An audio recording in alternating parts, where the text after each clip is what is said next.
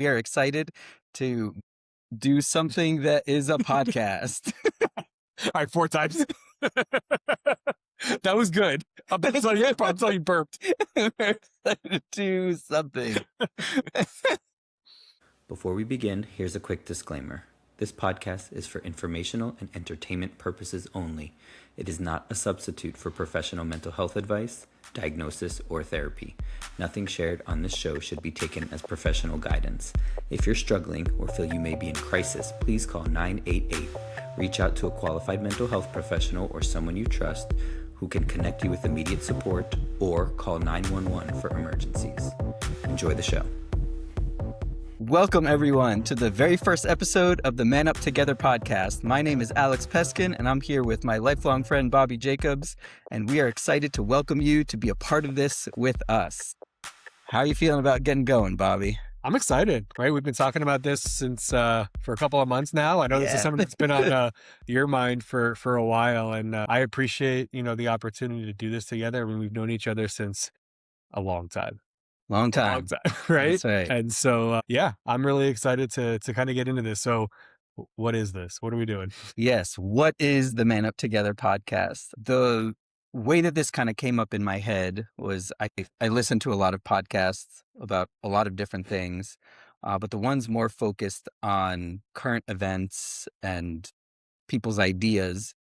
A lot of what they talk about these days are the struggles with issues that men have. Sure.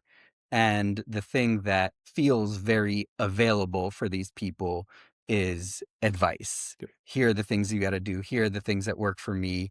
Here's how you're going to be able to get out of whatever you're struggling with. It's almost like it gives direction, right? Like it's telling you like the step by step of this worked for me, so therefore I'm going to tell you exactly what to do, right? Right. And I almost want to say step by step is almost like doing them more of a favor. Like Right. It's like even less than that in some ways. And we'll get more into this, but as a therapist, for me, I feel like it makes me think of what are the ways that people truly succeed. And very rarely is it by telling them what to do and Right. saying, this is what works for me. And most people in these podcasts I listen to and the guests that they have on that have the great advice are top 1% productivity and luck kind of people. And so a lot of the things that work for them very likely are not going to work for other people, or just like a small bit of the formula that other people are going to need. And why this is Man Up Together is because the part that might be missing, the part that might be helpful there is anything you do when you're trying to figure it out alone is going to be harder. Anything you do with other people together might at least feel like you're not alone. This might be a little bit easier. And let's figure out why we're getting stuck, figure out how we got to this place, not just no matter what you're going through, as long as you drink matcha every morning, you're going to be solid. Right. It's like, I wake up every morning and you do your ice bath with your face and the rest of your day is going to be golden. Yeah. You mentioned the together part of this, and like you said, we've been friends for a long time, and we've gone through a lot of these seasons of life together, right? And one of the things that I've always kind of realized is at the most challenging times for myself are the times where I want to recuse myself and be alone, but recognize that the together part of that allows you to get through things. And it doesn't make it easy, but in my experience, it makes it easier, right? It makes it more attainable as opposed to recognizing or realizing that, or thinking that you're in it by yourself. Yeah. And then as we talked about kind of how we wanted this to look and the things we wanted to talk about, man, people go through a lot of the same things, right? Whereas when you're in a situation, good situation, bad situation, challenging situation, you can kind of feel like you're the only person that's ever experienced that. And that's a valid feeling, right? Yeah. But you're not, and there's a lot of other people, and there's a lot of other experiences. There's a lot of other diverse backgrounds that I think can help us to understand that a little bit and kind of give us the tools, right? Then, and I think that's kind of what we've been talking about is what are those tools as opposed to what are the steps? What is the singular thing you need to do? Yeah. How can we kind of empower people to work together, right? To get to that man up kind of Yeah. mindset, right? I like that because I feel like a part of what I'm hearing you say is maybe it's not even about what are the steps. It's about how do we get there. Right. And I'd like that to be a part of what we do here. It's like, let's figure out how to get there and be a part of the process Yeah. together. Maybe that's the steps that actually matter at the end of the day. And Yeah. so Yeah, we talked about it a little bit, right? We're big sports guys, right? We love football. We love, I mean, just sports in general, right? And obviously in sports, you've got that pep talk, right? You got the coach that comes in there and he gives that pep talk. You had a really good analogy about pep talks and how that relates to what we're talking about. So talk us Yeah, through yeah, that a little yeah. bit. Yeah, the way that I think about it is on these other podcasts where people are saying, "Here's why I'm so successful and here's what you have to do. Here are the 3 things that are gonna make here's this one cheat," or whatever it is. I Right, feel like that's the pep talk the coach is giving right before the game. right, What is missed in all of that is the coach is giving a pep talk to get you right over the edge. For a week, you have been studying and practicing and working out and recovering and figuring everything out and looking at things as a team so that you could be in the right mindset together. And the pep talk is the tip over the edge. Now we've got the energy for it. And so these other pieces of advice people are giving, I feel like that's the 5%, the pep talk at the end. And that's where, again, I think it would be really cool for us to be able to do that other 95%. The practice all week is let's dive into why I'm struggling, what's going on, what it really means for me. Because then it's easy at the end to be like, oh, so this is the thing that's going to right, help us get to the right. end of that. And it's not dismissing that 5%. It's not dismissing that pep talk. Cause I know for myself, I give myself pep talks before a challenging meeting or challenging bedtime, whatever it is. Right. But it's recognizing that that is that 5%. Yeah. Right. And there's a lot that goes into that. There's a lot of the background. There's a lot of the why. There's a lot of the how did we get to the point that we're at? So that's what I'm excited to Yeah. dive into. That's, again, you and I, we've talked about this for a while and, learning your 95% about why we're here. Like, why are we Right. sitting here having this conversation now? And what's our goal, moving Yeah. forward? So, Right. yeah, And so some of along the lines of like, what's our goal? Why are we doing this? It makes me think about what are some of the stats that we found yeah, when we were looking up a little more concretely what's going on. And so to get into that a little bit, I found something on the Anxiety and Depression Association of America website that really it was interesting because I was looking for statistics, but it said about 1 in 10 men experience anxiety and depression. About half of those people receive treatment, and the number might be even more men have it and even less of a percent receive because of self-reporting. You don't self-report, right, and it talks about why don't you self-report and why don't you seek treatment, and it literally said it's because there's the idea of man up. yeah, And man up is a thing you do alone. Man up, like suck it up, rub some dirt on it. Don't tell people you have feelings or you're struggling or anything like that. And so man up together, I feel like that would be so different. I think the other part too, for me, right, and we'll kind of get into this later on in this episode, right?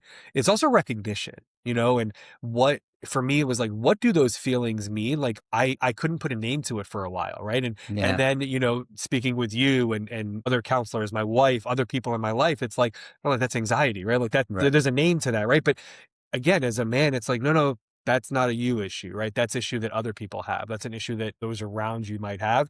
Mm, Like you said, man up, get over it, move on. Man, what I would just say, what bad advice, right? yeah, Like, and that's why we can get so stuck. There are really dangerous negative yeah, effects. There's a lot around addiction, other things like that as well that we're not going to get into today, but are also really important to talk about at some yeah. point because there's a very real struggle. Well, and one of the things that I heard growing up a lot was bottling up your feelings, right? Mm, And it was this kind of mindset that I had growing up of those feelings were bottled up inside of me. But like any bottle, it's just a math equation. There's only so much volume in that bottle. And eventually that bottle just pops, right? yeah. And going back to that statistic, who knows what that bottle popping means for some people? Could that mean, you know, a suicide attempt? Could that mean getting in a fight with a loved one? Could that mean, you know, having a challenged work environment, right? And those are all the things that they could be really scary because you don't even see those coming sometimes, right? Yeah. And so, I mean, I think all of this kind of just flows together into, again, why are we here talking about this, and why do we want to kind of dive into what kind of drives some of these challenges that are, I would say, are unique to men in Yeah. society right now. Right. And I want to be careful as well as we go along this journey to make sure that we are really talking about people, Sure. not just men. We're the same age, not Right. just men who look like us, who are exactly our age, who have the same exact type of life as us. I feel Right. like when we talk about our experiences, we're going to be talking about very Some pretty similar similar, things right? to each Yeah. other. But this isn't only something that men can get a Right. lot out of. Anyone can get something Right. out of listening to what does it really mean to try and make sense of what I'm struggling with and what's going on for me. So anyway, we said we were going to introduce ourselves. Hmm. Alex, who is Alex? Why are we here? How did we get here? Yeah. So I grew up in South Florida. I'm the oldest of three. I have a younger sister, a younger brother. Grew up with a mom and a dad in the home. Some of what I think about when I think about growing up is the focus that was on school, Yeah.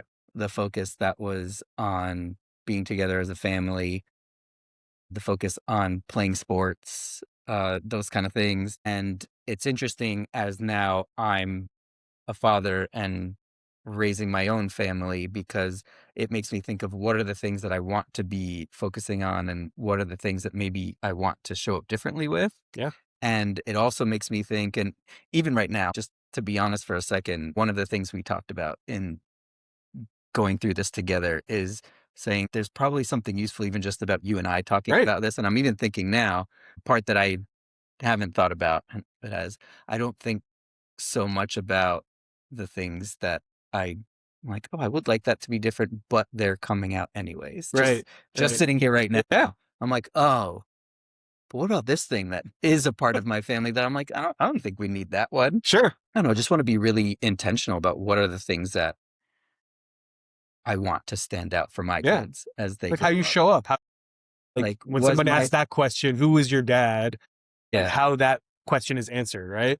yeah, like were my parents present? How were they present? Yeah. What was the way that they showed up? I feel like there's some ways that are very similar for me to how my parents showed up that I would, of course, want to emulate as my own version of a parent now. But there are also some things that I'm like, oh, I do that, and And I maybe, actually don't think I even liked that when my dad did like right? told the same joke 1,000 different times, and And maybe there's things that I know that I do where I'm intentional, like I'm not going to do that, right? And I'm not talking about horrible things, right? We're right, talking about growing up, but like it's just like you said, it's like I don't want to be the guy that does the dad joke every time at dinner with, you know, oh, I need to check, right? I don't want to be that dad, right? And yeah, so, you know, again, there's things that you can fall back on, and we always, I think, I know I do, we always fall back on kind of growing up and those role models, and yeah, then, you know, there's also things that you take away and you're like, a role model can also show me ways that I could do things differently, right? yeah, So yeah. yeah. And so I also think about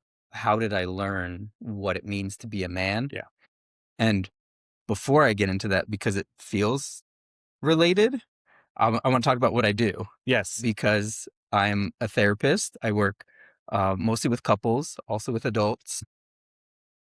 And the reason I'm saying this is related because that isn't how I learned what a man is. Right. I didn't do much therapy growing up. So I didn't do much therapy growing up either, almost intentionally, right? Mhm. Again, it was because, again, the time that we grew up, and we're not all that old, but we're getting there, right? Mm. But it was one of those where we just didn't do that, you Yeah, know, and my parents didn't go to therapy, you same. know, Yeah, and so I think that as now you've grown into the profession that you're in, you're a phenomenal therapist.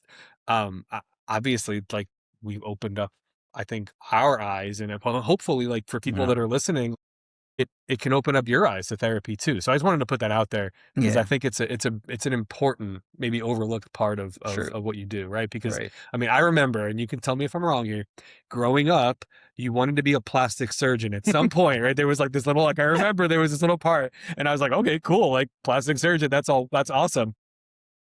listen, you probably would have done fantastic. You're a really good therapist, probably a better therapist than you would have been a plastic surgeon. Yeah. But Maybe I should go through the list of the things that I wanted to be. right. But yeah, it is interesting to think about that because we didn't do therapy. Yeah. It wasn't a normal thing, and neither was talking about feelings Right. so much. And I don't know if that's because of the way other people modeled that for me, or just honestly like avoidance in me. Yeah, sure. And then still, for some reason, I'm like, well, maybe not for some reason, probably exactly why. I'm like, oh, this makes so much sense. Yeah. Focusing in on the feelings that I can feel how different that actually is and how meaningful that really is, because it's not what I do. Right. So again, like that's an interesting thing to be thinking about. But what did I learn a man was? Yeah. The list of things that I wanted to be when I grew up. I wanted to be a professional baseball player, third baseman. Specific. I was never good at baseball. Okay. There was one year I got 4 hits. The whole year. My last year I got 1. It was the last game. They let me bat leadoff so that I could get the most at bats possible. In the last game, hoping I would get a hit that season. Love it. To that day, even that was the last day I ever played baseball, I was like, I could be in the major league. Of course. But maybe there's a man part of me in there. Every single one of us could have been a major league athlete in our own minds. Yeah. Right. And the best part of this is I guess I didn't have so much natural talent. Sure.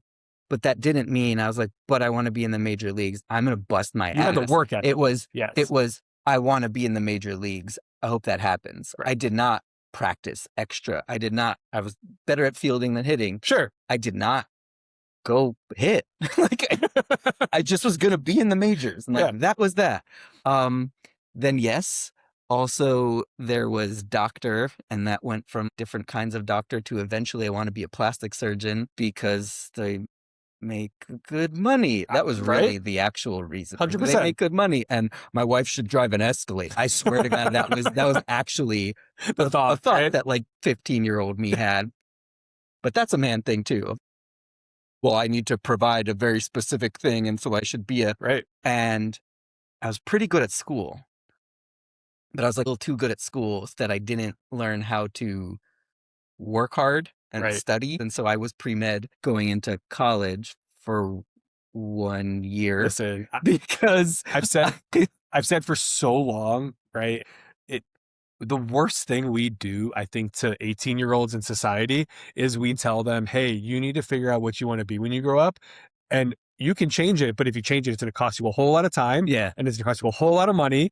And you may not be able to actually change it. So when you're 18 years old, still with a developing brain, still trying to figure out who you are as a person, you need to figure out what you want to be when you grow up. Crazy. Right. Crazy. Intro to chemistry and intro to biology with 350 people in a lecture hall, I sunk. You realize what you didn't want to be when you grew up. Right. And you know what? I probably could have hustled. Sure. I could have practiced batting. I could have studied more biology and maybe gotten there. But I didn't I didn't have those skills or even that drive maybe, I guess. I did take a psychology class in freshman year. And so while I was learning that I'm not going to be a doctor, I was like, but that was really cool. Maybe really enjoyable, right? Which I still wasn't like, let me be thoughtful of what I should do next. Right. I was like, well, I like psychology. I'll be a psychology major. And then when it was time to do grad school, I was like, well, therapy, I guess. Right. And then what therapy program should I go to? No, I was just like, whip. And then I'm sitting in the intro to my therapy program that I did end up going into, and they were talking about what you're doing there, and I was like, this is what I want. Which that just sounds like luck. Yeah. It's luck, but it's also one of those, like, every part led you to that place, right? Like, it was that I did biology. No, I didn't check that box. The chemistry didn't, but it led you to that psychology class, or it led you to that place where you had that opportunity to feel like that was what you wanted to do, right? But also, speaking of men in therapy, there were 41 of us in the intro, the new cohort. Yep. 40 of them were female. Yeah. And so I was like, oh, also this is a thing. Right. So that was, I think that was also very meaningful. Sure. spend time with people who maybe were socialized to talk more about feelings. But I don't know. It's definitely a cool part. Like, what does it mean to be a man? I don't know. Like I could be a Major League Baseball player. I'm not going to put any work in. I could be a plastic surgeon, but it'll just happen. And I feel like being intentional about what it actually means to work hard, to have priorities, ambitions, whatever it is. I think that's an important thing. Did you have any specific people, like when you think back on those people that taught you what a man was, and it doesn't have to be anybody in your life, it could be someone on television, who would you say maybe drove some of those? And again, it could be good, bad, a change in what you thought a man was then to what you feel like a man should be now. Who were some of those kind of key influentials in your life? Yeah. So it really just feels like it was my dad and extensions of my dad. Yeah. He was the man that I saw grow up. Yeah. So there's some really great parts of who he was that I hope that I take.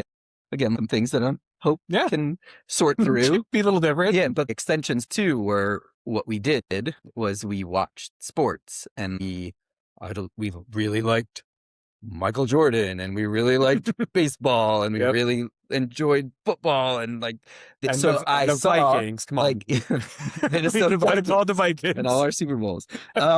And so I saw, what does he admire? What do I admire? What do we get excited about? It's like being big, strong, successful.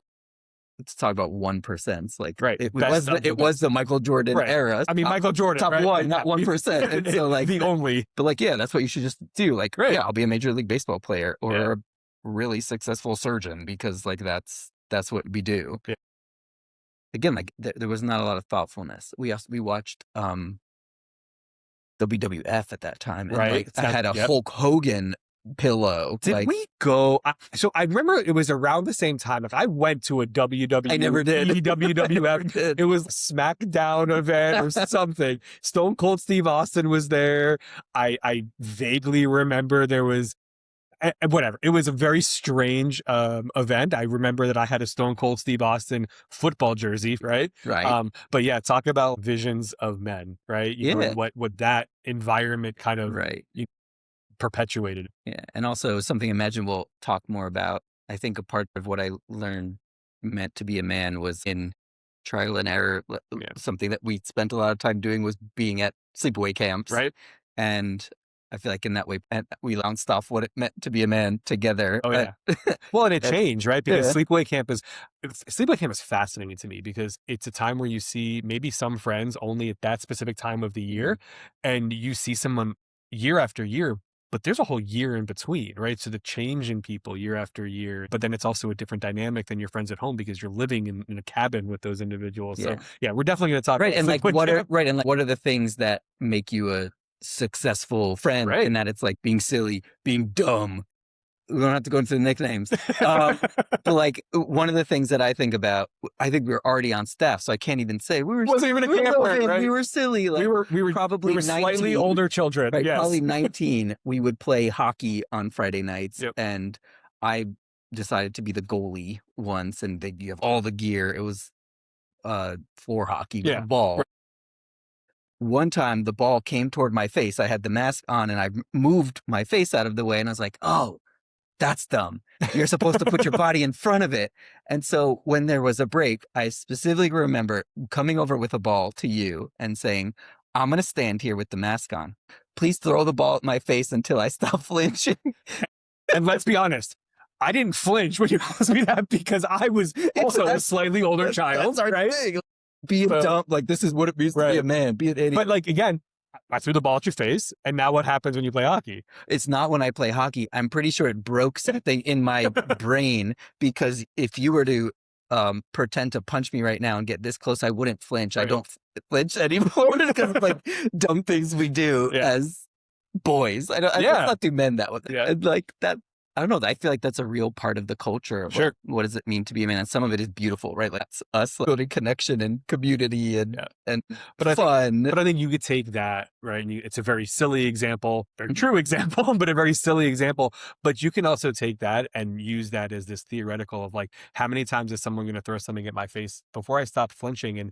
And maybe that flinch response for some people is a good thing. It's a protective mechanism. It's Yeah. some opportunity for them to avoid something that they should be avoiding.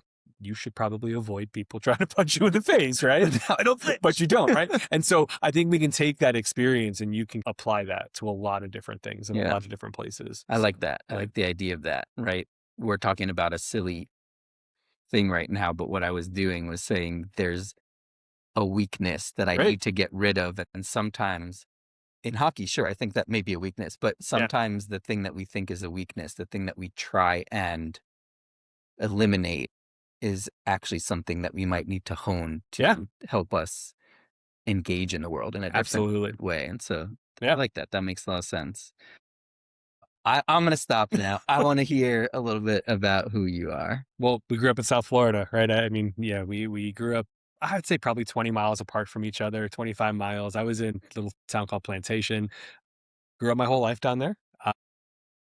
And again, kind of really similar kind of growing up. I'm one of two kids. I have a younger brother who's a little bit younger than I am, but, grew up in a house with a mom and a dad, grandparents who lived relatively close by. For the most part, had all of my grandparents except for my paternal grandfather, who I never got to meet, but we always had our grandparents around. Family was a big part of growing up. Right. It was our core family, but then it was our extended family, spending a lot of time holidays and, whatever it was. Right.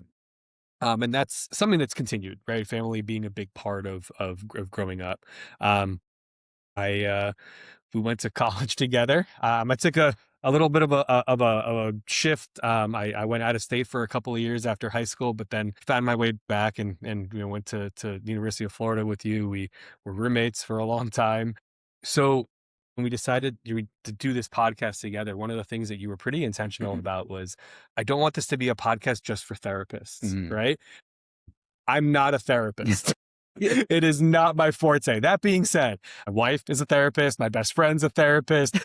His wife is in therapy. Right? So I'm surrounded by people in therapy, but I went a different direction. So growing up, I always wanted to work with animals. And when you're in kindergarten, working with animals means you want to be a veterinarian. I didn't know how to say the word veterinarian in kindergarten. I'm sure, a bunch of missing teeth in my mouth. It sounded pretty awesome. But I wanted to be a veterinarian. I wanted to be a veterinarian from the time I was in kindergarten. My kindergarten teacher named Miss Amy. I remember we went to the Miami Metro Zoo, and literally from that point on, that was what I wanted to do. And there was really nothing that was going to talk me out of being a veterinarian growing up.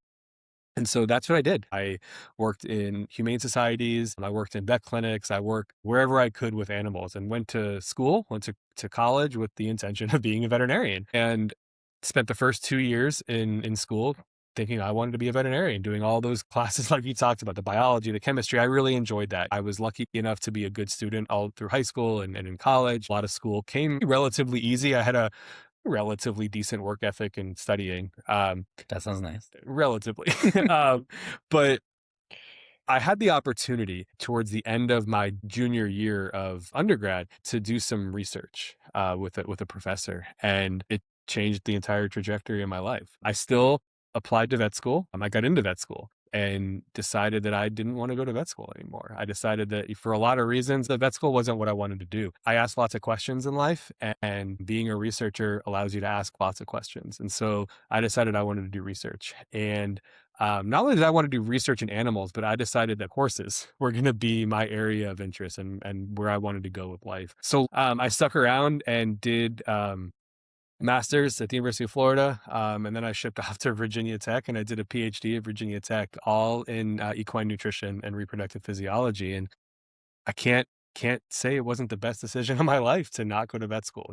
I've got a lot of really close friends that are vets. I got a lot of really close colleagues that I work with every single day that are vets, and the profession is outstanding. But for me, it just wasn't what I wanted. And I didn't feel fulfilled in the way that I wanted to. And so, For the past, 10 years, I worked for a large animal nutrition company. I managed all the research and new product development for the horse team. And recently, in the past year, I've been in a new role, and I'm working with a new animal nutrition company, and I'm running their global equine business. And man, it's just awesome. Every single one of the things that I've done has gotten me to this point. And so I've got two little girls, ages your little girls. We live here in Atlanta. A wife who's a therapist as well, and it's one of those things where I look back and I go, every step of the way it all happened for a reason, and Mm. I will never forget, for those that have ever been to the University of Florida, you can walk in, down, I think it's University Drive, and it's right in front of the Shands Hospital, and it's not far from the animal science department. And I remember, I was finishing up my master's, and I was kind of figuring out what I wanted to do. And I was on the phone with my mom. And I was in a little bit of a panic, as I was like, I have this master's degree in equine nutrition. What am I gonna do with my life, right? And it was, I think, a moment that I will always remember, of like, I Mm. needed, to have that moment to kind of move forward. But getting back to the man part of this, the men that I think of growing up, very much like you. My dad was obviously a key figure, growing up as a man. My dad was a man. My dad was 6'6". He was a big guy. He was larger than life in a lot of ways. He lost his dad at an early age. He was young when he lost his dad, and so his perception of what a man was cut short, I think, for him. And both of our dads have passed as well, and so we'll talk about that a little bit as well. The other people in my life that I look back at and think of who taught me how to be a man, my grandfather. So my mom's dad was his Holocaust survivor, and man, what a unique upbringing, what a unique human being. Taught me the value of family, right? Which is something to me that when I think of who I am as a man right now, family is everything, and then the final one is, we had really, really close family friends growing up that lived down the street. The dad, right, his name is Larry. Him and his wife, they're both police officers. And he was a man. He was a motorcycle police officer. He drove around on the motorcycle all the time, wore the big mirrored sunglasses. And so he was a person that at the time really shaped my vision of what that looked like. And so, yeah, I mean, I guess that's us in a nutshell, right?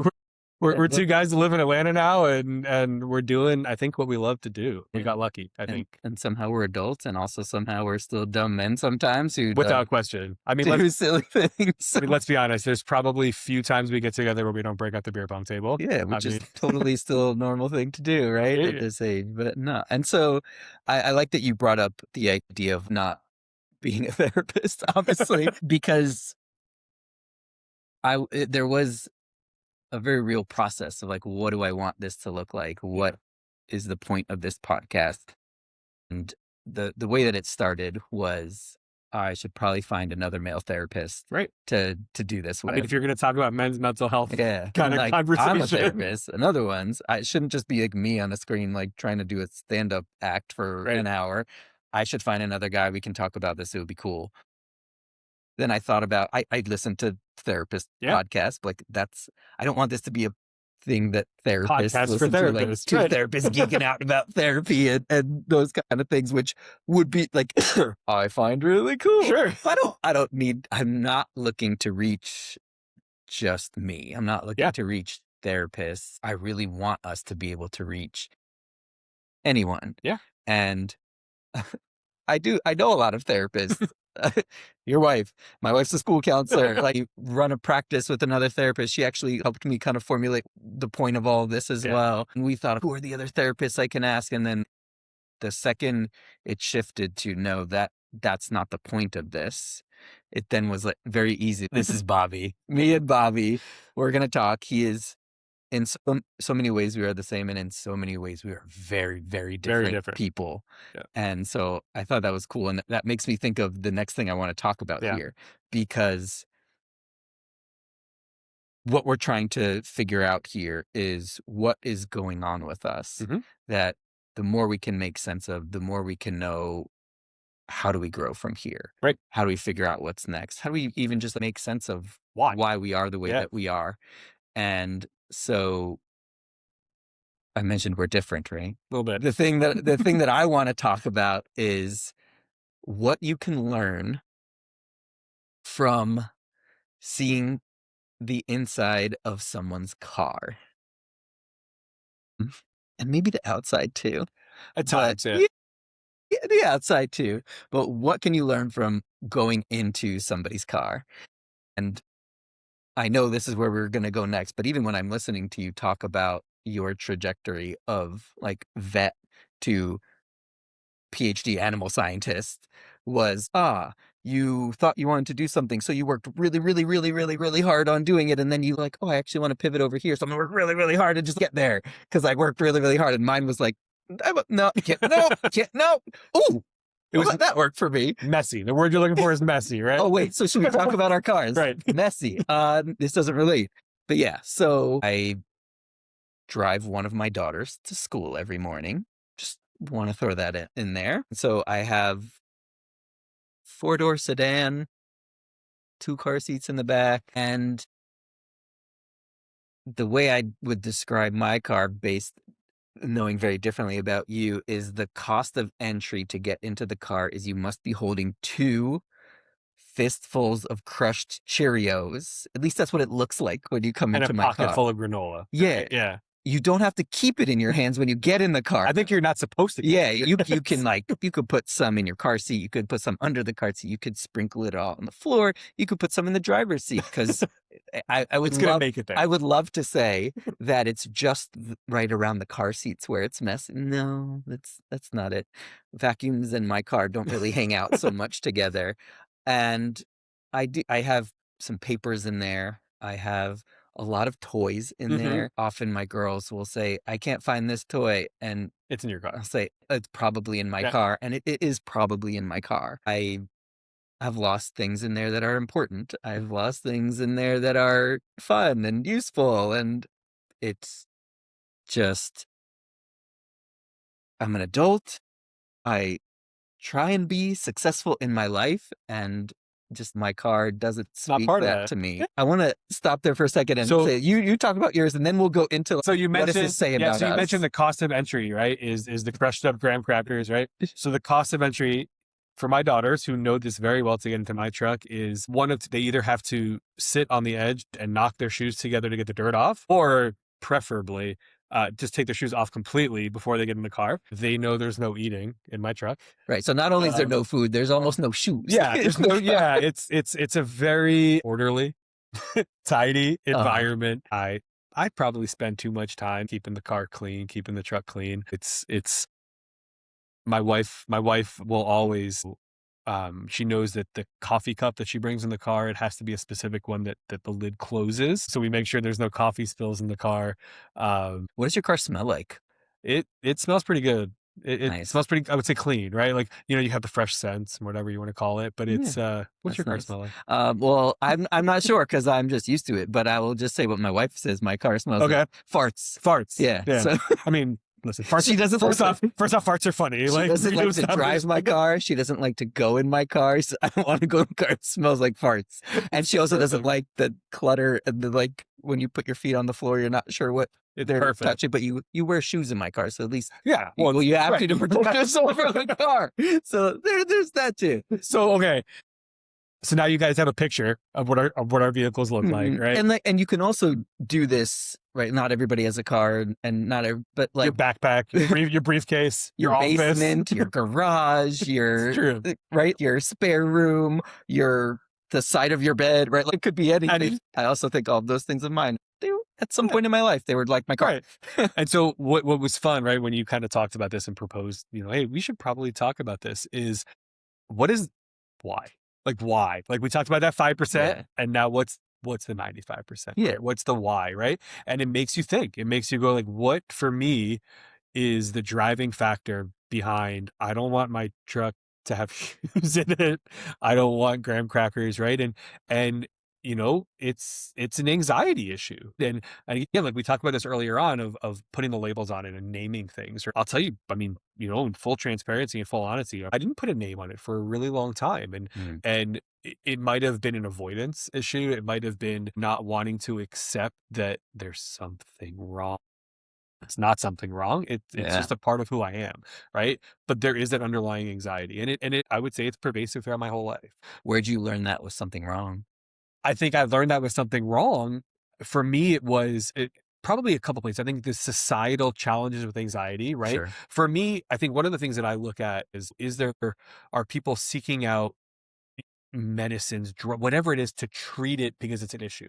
Now, that doesn't mean it's not something that you should be evaluated for and working towards and working to help to support yourself.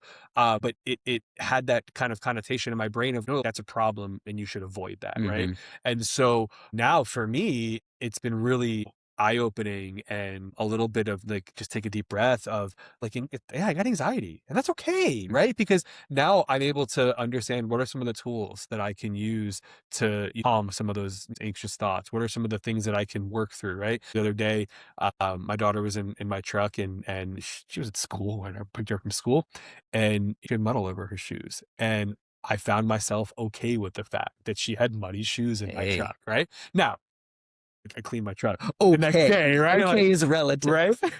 But it was one of those things where, it helped to, for me, putting a label on something, it helped me to find those tools, find the resources, find just the words necessary for me to speak to those challenges, speak to therapists, speak to my wife, my friends about it, and to realize, no, he's not just being a jerk to make his truck clean. Right. Which I probably am sometimes. But there is something But under it. there's a reason, right? Yeah, and the way you talk about it makes me think of why do we prioritize what we Right. prioritize? And some of it is what we learn, but some of it is what our body is telling Yeah. us. And you're talking about putting a name to it. And I want to be careful because putting a name to something doesn't always have to also mean diagnosing, Right. right? We don't have to decide you have diagnosable generalized anxiety disorder or something, but like Right. I have anxiety can still Right. help you understand And I think the why do definition I for me is prioritize probably what I different do. from a definition for, other Yeah, people that, are right. dealing with some of the same kind of Yeah, thoughts and mindsets and things like that. So, right. And to be clear, also this podcast is not therapy. right. It is not going to help you truly diagnose something or have professional help. I think While I we am a both, professional in yeah. the field, I'm not your therapist, and we're not working on something one-on-one and making sense of it. And Yeah. so it is a little bit different. But Yeah, mental and health, just also aspects. experiencing other people having meaningful conversations can be a part of what it's like to Yeah. have like personal introspection and Right. like make sense of that. And so like along the same lines for myself, again, don't know what if it's a diagnosable level. I haven't had my own professional Sure. decide it is with me, but I do experience depression Yeah. in my life. And that has shown up in a lot of different ways in a lot of different times in my life. But it also has a common thread in how I prioritize my energy. Yeah. Anxiety kind of is an energy of its own, and depression is an energy conserver of Sure. its own. And so even like just bringing it into the car, you prioritize the energy to get rid of something that could make you anxious, which is anything in the car that is Right. out of order and out of place, and that feels important to I might even, I don't even want to say it feels important to you. No, Like, it is. It is feels important to some part of your body, Yeah. which then leads you to be like, I should do that. That It's is almost important for as me. if like for me, right? And I'd be so interested to hear from others. It's important for me to fix it, right? Like it needs to be fixed. It Mhm. needs to be addressed. It needs to be adjusted. It needs to be, I'd have to know that that is an issue. And, if we're going on a road trip, we drive down to Florida every so often to see family. And, if those are the times where there's some wiggle room in the no food in the truck You might rule, be able to right? eat something. It's like we can eat a baby bell. Not a lot of crumbs come from cheese, right? But it's one of those I'll things tell you where about a wax story next time. but it's one of those things where it's like, if that wax falls on the floor, I'm going to remember that until I get to the gas station. And the Uh-huh. first thing I'm going to do probably before I put the gas in the truck is I'm going to pick up that trash from from my truck, but it's going to be on my mind. Right. I think a lot of it is connected to the depression. Depression doesn't make you ignore things that are Mhm. important. It tells you no matter how important it is, we only have a finite amount of energy Yeah. that we can use. And some of that is used to step out of your bed. Some of that is used to look Yeah. like everything is okay, get dressed, have a job, communicate with other people. And so anything like the car feels sometimes like that's extra energy. I'm not sure I have that. Yeah. I can't look at everything and say, I can knock out everything. So Yeah. some things go, I'm not going to be able to handle that one. Yeah. Yeah, there is wax from a Baby Bell cheese that my daughter left on the seat, and it's the summer in Georgia. And so I get It's in now the car part the of the next seat, day, right? and there's this beautiful red coating on parts of my car. Yeah. But it's not because I don't care about Right. things. It's because it's not available for me Right. sometimes to say I can push and I can fight and I can do more and more and more and more. And then sometimes the problem that connects to that is it gets so big that it's not, oh, there's this one thing I could pick up. Now it's I have to completely overhaul what my Right. car would look like. Right. So now you're not saying, okay, that Little thing. drop of Right. energy felt like too much that day, but then the drop of energy felt like too much that day. But now in order to address the car, I would actually need a superhuman amount of All of the energy. And energy. now, so Yeah. now I'm stuck and Right. now it gets lost. And that's a common experience for a lot of people. Yeah. Again, maybe not even necessarily diagnosed with major Sure. depressive disorder, but who feel some level of Yeah. depression here and there. Right. And so again, like, the reason I wanted to talk about this, I feel like it speaks a lot to why we're different and how we show Right. up differently, but also to say there isn't I don't want to get lost in the good and the bad. Right. Because it's why is it happening helps us know where does it come from? Why does it make Right. sense? Because I think it makes sense. And there's a difference between it making sense and feeling okay. Yeah. Because I have a lot of embarrassment and shame about what my car looks like. And it also feels important maybe to honor that other part of me that's like, Yeah. and I know why it happened that way. Absolutely. Yeah. And I think the other part of it too, for me, that I see, and I don't want to speak for your experience and your mindset, it's all of these things make us who we are, right? And the Mhm. person that you are versus the person that I am, I'm not saying one's better or worse than the other. It's different, and different is okay, and different allows you to show up in different ways. You know, with the way that my daughters look at me and they recognize he's going to have anxiety about this Yeah. truck, right? Like, I don't know that when I look back, I don't want my daughters to be like, no, no, my dad was the guy who was crazy about his truck, right? Like, I want, My dad's the guy whose car smells like right? farts. And I think that we both have that mind, right? But again, I think that the other part of that is it allows us to be different people to our children, and it allows us Yeah. to be different people to the people around us, our spouses, right? Because we kind of talked about, we took notes obviously before Yeah. we started this. One of the things we both kind of independently wrote is that we both have really loving spouses, and we love them to death, and we both work really hard at our Yeah. marriages, right? We have, well, I'll speak for myself. Yeah. Like, I have challenges in Yeah. our relationship with my wife. Same. And the only reason that we have a really meaningful relationship is because of what we put in. Right. And And like, that's yeah. something that there is energy for Right. sometimes. Because Right. also sometimes there's another part of me that says, just shut down and pretend everything's okay. Right. Suck it up. But that can't last Yeah. because then my relationship can't last. Right. So yeah, it's a matter of like, I think the point of this whole conversation, at least for me, is who we are today is based off of so many things. It's based off of the people that we looked at for influence. It's based off of our previous experiences in life. It's based off of how we responded to those experiences in life. It's based off of how we respond every single day to the challenges that we have. Mhm. And that's awesome to me. Like, when I think about it, it's just so empowering to be able to, sit here and talk to someone who I know that I have a lot in common with, and at the same time, so much that we're so different about. Mhm. And I really enjoy that part of life Yeah, itself. and again, like, the idea of wanting to get something out of this Yeah. from when we came up with the idea of let's talk about our cars, and I said that out loud. The only time I've ever talked about my car is arguing with my wife that it's not that big of a deal, which again, like, that's not actually my truth. The truth is it's hard. Right. But since I've verbalized that with you and been trying to make sense of like how we even want to talk about this, Yeah.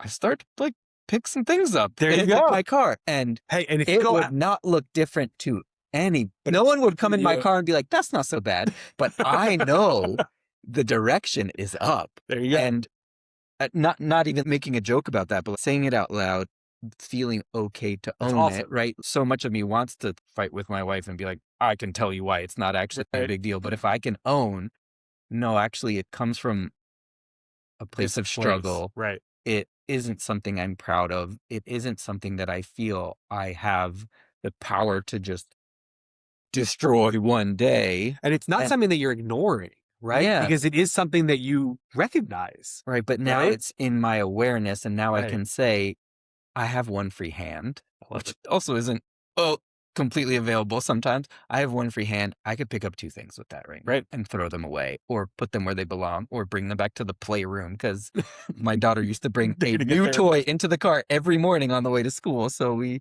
collected a Have playroom there ever there. been puzzles that have made it to your car?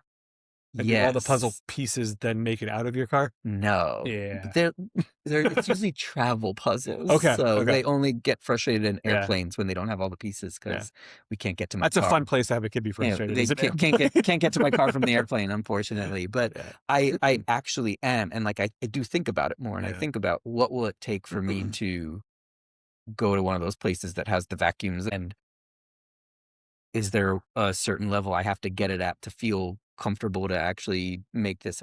I'm actually thinking about it now, and I want that to be a part of this. Yep. That the more we think about things and talk about things, the more we can start to feel like, is this accessible for me? Yeah. And I want that to be for other people as well. When they hear us talking, are they starting to think about things for themselves, maybe admitting things for themselves that they could say, okay, that might be doable. Right. And And um, I'm not alone. yeah, I also experience these things, and maybe my experience is not because my anxiety doesn't manifest itself in my truck being clean, but it manifests itself in whatever the way that it is. Like that's where we are really hoping that this is something that everybody that experiences these type of challenges yeah. can really be a part of. When you asked me, you joked to me, right? When you kind of had you're maybe a little nervous to ask me to do the podcast with you initially. And you asked me, and I was like, yeah, sure. This sounds fantastic. Right. I thought about it that night too. Right. And I was like, what's one of the things that I want to get out of this is I want to make sure that I'm growing doing the podcast too. And I want to make sure that I'm Mhm. helping myself to change or to recognize or to whatever the word is that you want to use. And so what I'm hoping that as we do this and, hopefully we do a lot more episodes is that, I can change, grow, adapt, Yeah, recognize different things about my life, yeah. at the same time. I like that. However good friends we've been, I feel like there's still a level of like manning up that we've Of done. course. Of course. And so that's where like this could be Break down those, a yeah. different man up That's it. together. This could Yeah. be actually being a little more vulnerable Yeah. and And I think so that I think gets into a good place of like, we want this to be an interactive experience, right? Mhm. We want people that are listening, that are experiencing, I want to hear their thoughts. I want to hear what their feelings are. I want to hear you disagree with us. We agree on a lot of things. We disagree on some things. And I think we're going to have the opportunity to talk about some of those disagreements. So we have an email address. We Right? do. We want people to interact with us. So Questions at manuptogetherpodcast.com. one big giant word, man up together Questions podcast. at manuptogetherpodcast.com. Yeah.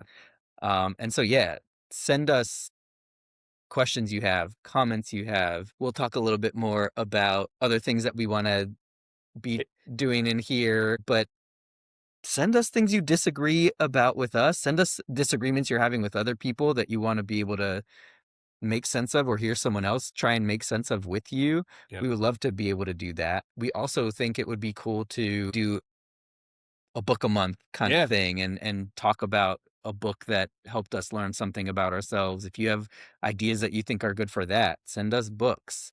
Another cool idea that we've been talking about is looking at movies, looking at characters, probably men in movies, and saying, what could we actually learn from them instead of just judging them, you're the good guy or the bad guy, Yeah. you're flawed, you're a horrible person, but actually know What what drove might that? make them be the way that they are. Yeah. Because it's one thing to listen to two guys talk about being guys and think about being a guy at home or whatever it is, but it's even things that feel fun like that. I think you can still learn something there, and that could be cool that we can have a different lens Well, that and we I think look what's at going to be really things. cool about our analysis of some of these characters is my view on a character may be different than your view on a character, and it may be different than other people's views. And so it'd be really fun to think about some of these characters that obviously are not real people for the most part of the movies Mhm. that we're discussing, but these are people that maybe you have a different view of because of your background, because Yeah. of how you feel about what does it feel like to be a man. And maybe that's a question, right, we can ask as we get into the movies, is in this character, in this movie, what did being a man mean to this character Yeah. in that movie? So, I mean, what are some of the movies that you've got in your head? So my favorite movie is Gladiator. I think at some point we have to do that, but Yeah, we got to build our way up to I think so. the big guns there. One that I'm thinking about to start with, I want to hear if you have any ideas too, because we could talk about it. A movie that we enjoyed very much in college for some reason. We were in our We were in 20s college.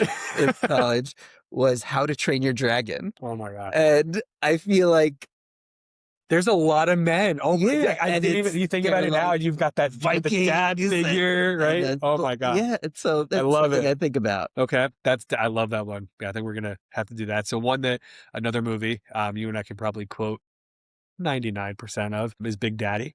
So we're going to talk about being dads, right? It's you ask Alex and I who we are as people. I think in the first 5 words, we're probably going to say the word dad somewhere in there. So if I think of a movie about being a dad as Big Daddy, Ooh, a lot of man stuff. a lot of man stuff in there, a lot of different, lot of different things going on in that movie. You gave him all the easy ones. Uh, let's start with that one. Actually, let's do Big Daddy first. I So if think you guys have any we're gonna- thoughts on yeah, movies, let us know. yeah, We wanna talk about them. TV shows too. You know, sure, we've yeah, talked about The Office, Breaking Bad. I mean, some of these, well, a lot longer, men in different there men, for right? sure. But I think there's a lot of cool opportunities to take maybe some of the things that we deal with on a daily basis and maybe put some humor in it, like Big Daddy, right? For those of you who are parents, we all experience our kid dropping a gallon of milk at some point in our lives, right? And maybe we don't just cover it with newspaper, or maybe you do. And so I think that we can have those conversations, and Yeah, that's going to be a lot of fun. I like So that.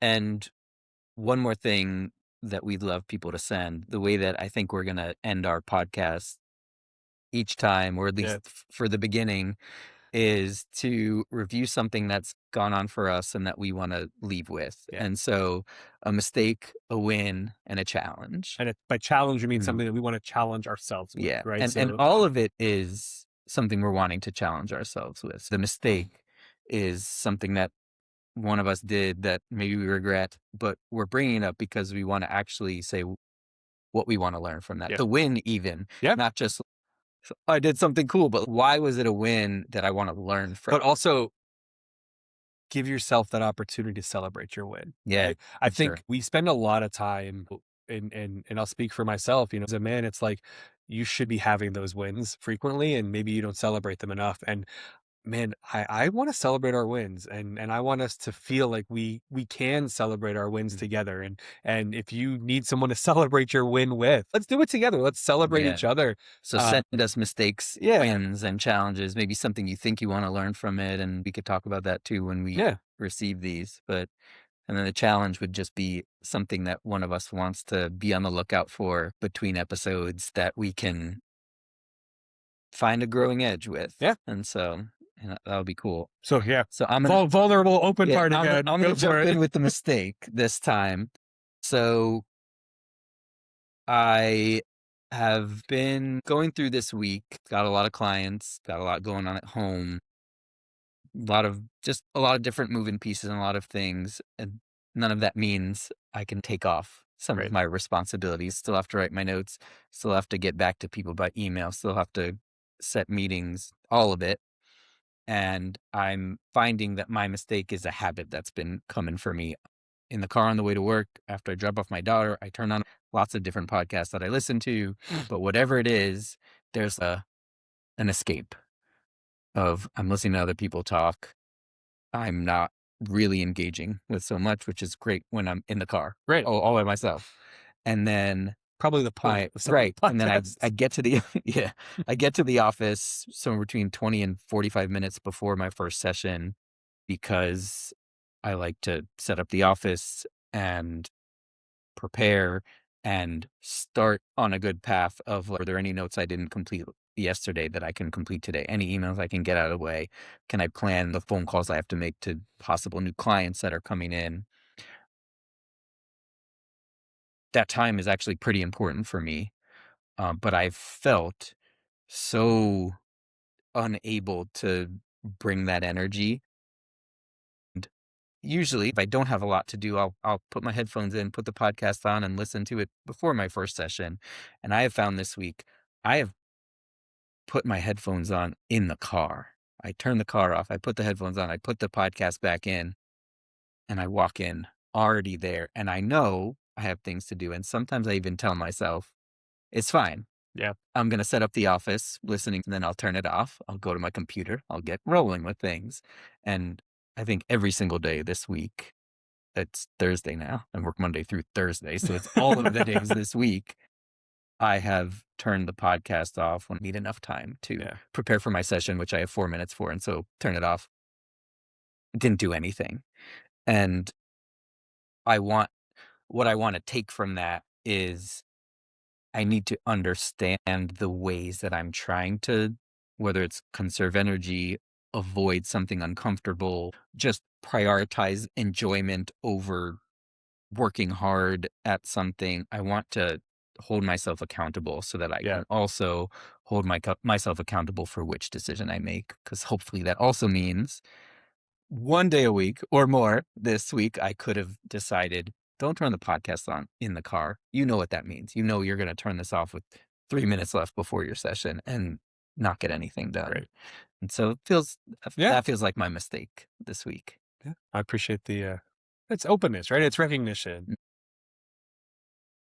Again, for me growing up, recognizing my mistakes, that might have been one of those things that is, the man growing up thing. Oh, you better not recognize that. Right? So I think it means a lot, and I think it's a big deal to recognize those mistakes. It's growth. Right? So yeah.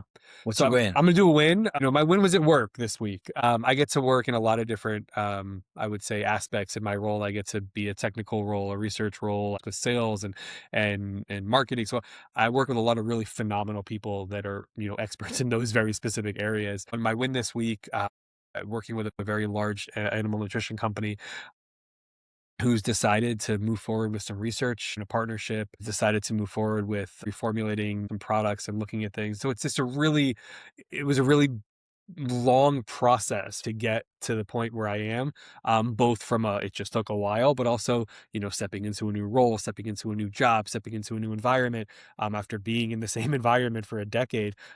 It just feels good because I feel like, all right, I get it. My feet are underneath me. I feel like I understand what the point of this all is.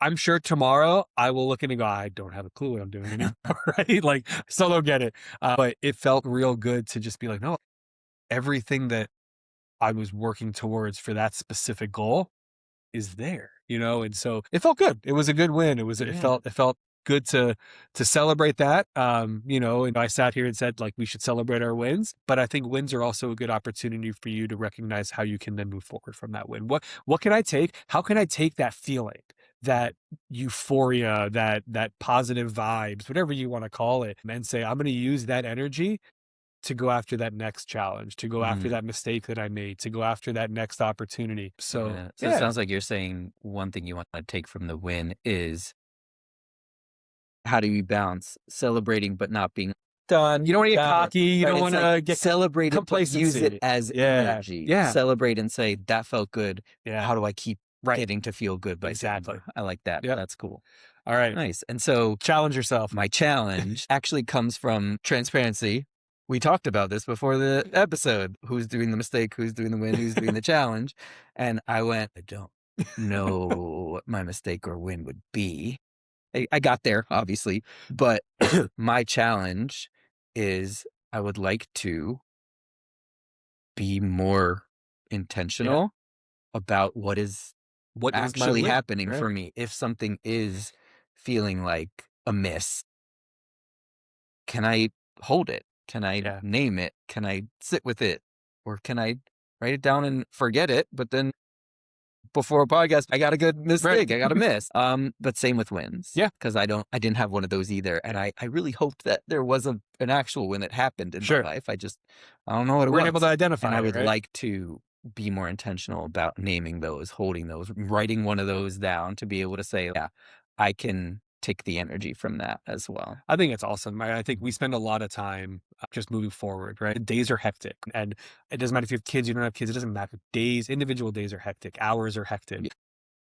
But it's really important, I think, to take that step back and to give yourself that opportunity to, I'm not telling everybody to take an hour at the end of the day. Take 30 seconds, right? Yeah. And you think about it and you go, hey, what happened today? Was there a mistake? Was there a win? Oh, no, there wasn't. Great. Let's think about it tomorrow. You got to brush your teeth. You can even do it while you're doing Exactly, something else. right? So, yeah, no, I love it. And like Alex said, that's what we're going to, that's our sign off. We're going to do a mistake. We're going to do a win. We're going to do a challenge. And we're going to hope that you can spend some time thinking about those yourself as well, and bring us some of your mistakes. Definitely send us those. Again, questions at manuptogetherpodcast.com, and you can send us comments, questions, book ideas, movie ideas, mistakes, wins, challenges, disagreements you're having in your life, things that you disagree with us about. And as a therapist, I think that confidentiality is really important. We're asking people to want to trust, to send possibly at least slightly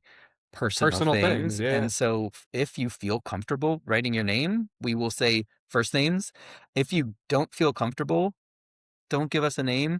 Something I was thinking about, especially as the more movies that we look at, sign it with the name of a movie character who you think might I love it. You might resonate with in what you're sending us. I love it. And we'll say, like, Batman, send us that. I like, we'll also understand what you mean, right? We don't need your name to understand what you mean, but you'll also know, like, how's Batman that time? Which could be, that could be whatever it is. But like, I love it. Yeah, I think that would be a cool thing. Just as we're finishing, I'm really grateful for anyone who is still watching or listening to this.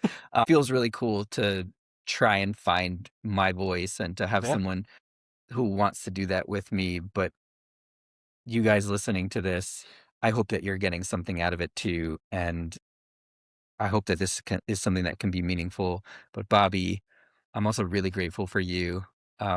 Gonna go against like the man thing, and I'm not gonna be tough for a second, but I truly appreciate. There's one thing you didn't bring up about when I asked you to do this. It was that for many days I had known I wanted to, and I'd been thinking about not only how do I say it, but when's the right time, because I feel so awkward, and what if he says no, and what if I can't sell it well to him because I don't say it the right way. And I think I said, I'm thinking about doing a podcast, and I'm wondering if you want, and I don't know if I finished this sentence, you're like, I'm in. And I was like, man, I rehearsed. No, this is better. This is better. And I'm so grateful just that you're all in and you want to do something meaningful with me. And I want to just appreciate it. I just appreciate the opportunity, and thank you. I mean, it's one of those, the whole point of this is together, and how can we man up together? So yeah. I love it. This is a great opportunity. Yeah. I'm enjoying it, and we're gonna keep at it. Hopefully, people will listen and watch. Man up together. We're gonna keep at it. So yeah, thanks. Thank you. All right. Nice. That's awesome. That goes in our blooper roll. The Man Up Together podcast was produced and edited by Alex Peskin and Bobby Jacobs. Special thank you to our wives, family, friends, and coworkers who have supported us in so many ways throughout this process. You can find us on Instagram at Man Up Together Podcast, and you can email us at questions@manuptogetherpodcast.com. If you are interested in joining us on this journey, please like, subscribe, and share this with someone you care about. Thank you for listening. See you next week.